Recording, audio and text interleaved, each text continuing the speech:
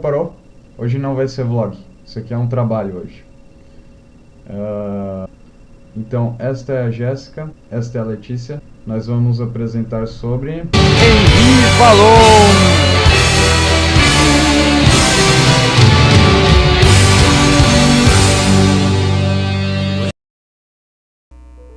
Teoria da afetividade de Henri Vallon. Nascido em 1879 em Paris, formou-se em medicina e filosofia e foi um profundo estudioso das questões educacionais. Vallon não se preocupava apenas com os aspectos de inteligência e afetividade, ele se preocupava também com as pessoas, fato este que acabou se tornando seu grande mérito. Ele alertava sobre o mal que a reprovação fazia a um aluno. Segundo ele, reprovar uma criança é a mesma coisa que negar a ela o ensino, ou seja, não devíamos ver uma criança em sala de aula apenas com o cérebro, mas devemos lembrar que ela também possui um corpo e um coração. Reprová-la é a mesma coisa que expulsá-la. Para fazer a psicogênese da pessoa, Vallon buscou apoio na psicanálise e na teoria de Piaget. Porém, ele diverge nos anos iniciais das crianças, principalmente na teoria de Piaget. Para Vallon, os primeiros anos são marcados pelo predomínio da afetividade. Também nos seus estudos procurou superar a dicotomia entre o orgânico e o social. Segundo Galvão, ele tenta mostrar que tanto as relações entre características orgânicas e aquelas adquiridas socialmente, quanto nas relações entre a pessoa e seu grupo, essas duas dimensões não excluem uma outra, mas que estão sempre em interação constituindo o sujeito. Para podermos entender uma pessoa de modo integrado, é necessário que ela seja compreendida em vários aspectos do seu desenvolvimento. É dessa forma que Vallon descreve 4 dimensões: a afetividade, o movimento, a inteligência e o eu, propondo o estudo dos vínculos e aplicações dessas 4 dimensões. As 4 dimensões de Vallon.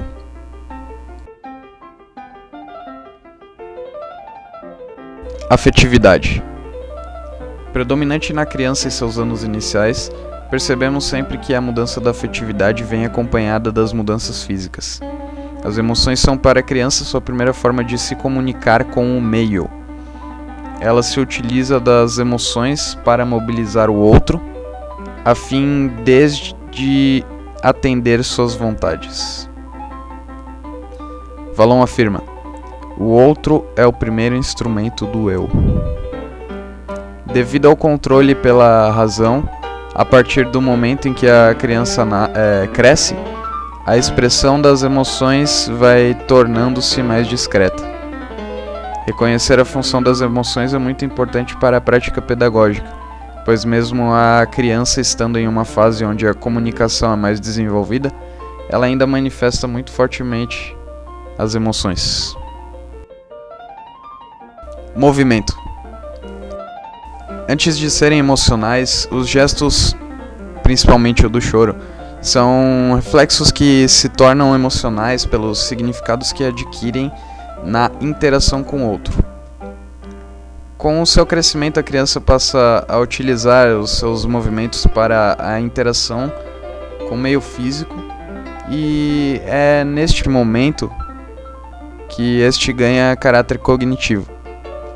Os gestos e os movimentos são os primeiros indícios da vida psíquica. Ora ela utiliza o movimento com finalidade expressiva, ora como um recurso instrumental.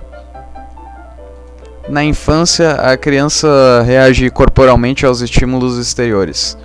É comum vermos expressões de acordo com as sensações que experimenta. À medida que a criança desenvolve essa dimensão, torna-se menos dependente do adulto. Os gestos, com a maturação das funções nervosas, aperfeiçoam-se e tornam-se mais especializados. Também sofrem influências culturais, pois aprende a reprimir um gesto que não é apropriado em sua cultura. É aos 7 anos aproximadamente que a criança passa a ter um domínio maior sobre seus movimentos e ações. Listam alguns cuidados que Vallon chama a atenção. Será que os espaços que a escola proporciona para as crianças são apropriados para a exuberância dos seus movimentos? Quais posturas em termos de tempo proposto para as diversas atividades escolares e mobilidade exigida são adequadas? Os materiais que são disponibilizados para as crianças são apropriados para o seu desenvolvimento na dimensão motora? A inteligência. Devido à amplitude do tema, Vallon destaca o aspecto do pensamento discursivo, expresso pela fala e organizado pela linguagem. Como característica do pensamento em crianças de 5 a 9 anos, temos o fato de compreender o mundo de forma globalizada, de se contradizer o tempo todo, de misturar tudo. Esse é chamado pensamento sincrético. Como o seu pensamento é também fantasioso, Vallon crê que o pensamento é estruturado na criança mais no sentido da função do que no sentido de explicar a realidade. Na concepção de Vallon, o pensamento necessita da interação com a linguagem para se desenvolver, para fazer diferenciação que o pensamento sincrético não faz, e para isso é fundamental que a criança tenha contato com o conhecimento socialmente construído. O eu. À medida que a pessoa se diferencia, é que se dá o aparecimento do eu. Ela integra todas as dimensões criadas até aqui. Quando a criança nasce, ela não se diferencia do outro. Na verdade, é uma fusão com o outro. E é o que na psicanálise é tratado como simbiose. A partir da integração, aos poucos, com o meio físico, social e com ela mesma, a criança vai se diferenciando dos outros. Inicialmente, essa diferenciação se dá no plano físico, e é quando percebe que a mãe é uma identidade fora dela, que cada qual tem seu próprio corpo. Essa diferenciação vai continuando e tem uma fase acentuada lá por volta dos 3 anos, quando ocorre a crise de oposição, que é a fase em que a criança começa a se opor a tudo. As 4 dimensões analisadas procuram explicar a pessoa nos domínios afetivos, cognitivo e motor, mas o ser humano é inesgotável, né? E o Vallon tinha a consciência e humildade para admitir sua teoria como inacabada. Mas nem por isso ela perde o seu valor, pois permite ao leitor escolher quais aspectos que deseja estudar com maior profundidade. E aí, gostou do vídeo? Então, clique em joinha aqui embaixo, joinha aqui embaixo, inscrever-se aqui em cima, e isso aí, cara. Falou. Eu devo ser a única pessoa do mundo que faz vídeo por parte. Olha que horas são agora, não dá pra ver, cara. Tá desfocado pra caramba. Mas é 1h, 1h02 da manhã. 1h02 da manhã. 1h02. Pra vocês terem uma ideia, eu não entrei no Facebook,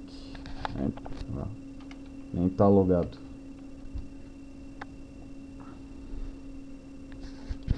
Eu saí 1h pra fazer o trabalho. Uma pessoa que eu falei foi o Maxwell. Deixa eu ver que horas eu falei assim com ele. Nossa, tá horrível pra mim. Olha só, vou sair pra fazer trabalho. 17h38 eu saí pra fazer essa edição. E eu terminei agora a 1h02 da manhã. Não é que eu tô reclamando não, cara. Eu gosto de fazer isso, mas... se eu estiver dormindo agora, me dá um desconto aí.